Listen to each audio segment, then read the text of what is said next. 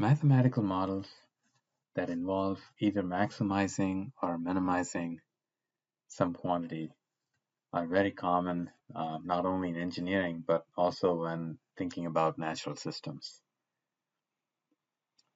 For example, in structural design, we may want to select the geometry and the sizes of the members of the structure in such a way that we want to minimize the cost while meeting certain strength requirements and serviceability requirements.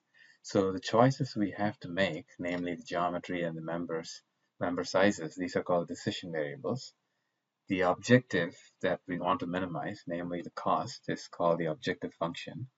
And the requirements that have to be met are called constraints. So decision variables, objective function, and constraints are um, common in all optimization problems. So in this video, in this sequence for this assignment, we'll focus on two types of optimization problems that occur in mechanics. One class of optimization problems has to do with energy theorems. The first of these energy theorems is called the principle of total potential energy.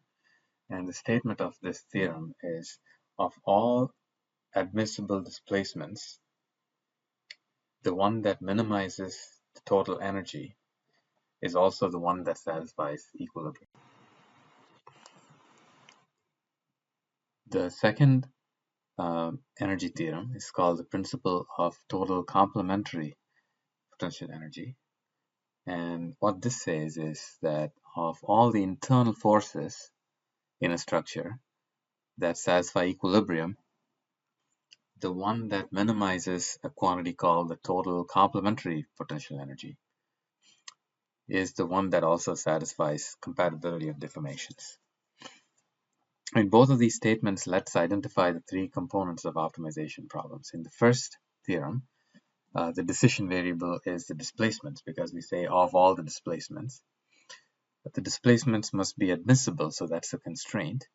And these displacements minimize the total potential energy, so that's the objective function.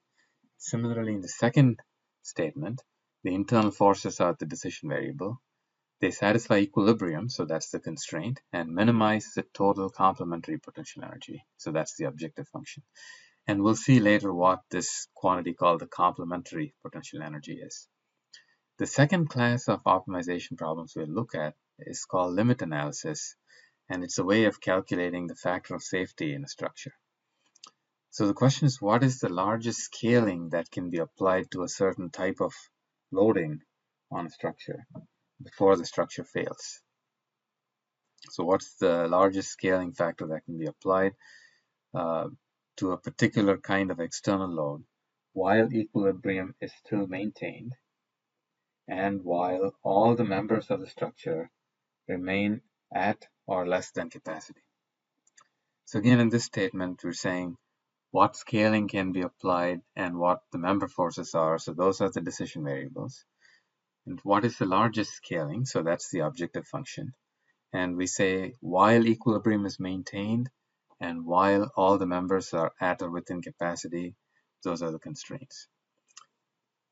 So in general, optimization problems have the following format. There is an objective function to minimize, so minimize some function f of x, subject to constraints like g of x equals 0, equation constraints or equality constraints, and h of x less than or equal to 0. These are inequality constraints. So the decision variable x is typically a vector, let's say of size n. Obviously, the function we have to minimize must be a scalar valued function. So f takes a vector and produces a scalar. There could be, for example, e number of equality constraints. So g takes a vector of size n and produces a vector of size e. So there are equality constraints. Similarly, I inequality constraints.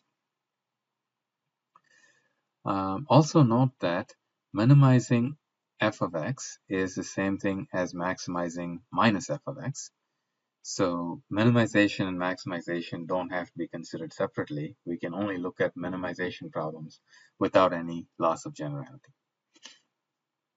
So in the sequence of videos associated with this assignment, we will look at minimizing f of x where x is a scalar first to start with, the simplest kind, and minimize f of x where x is a vector. These two are unconstrained problems.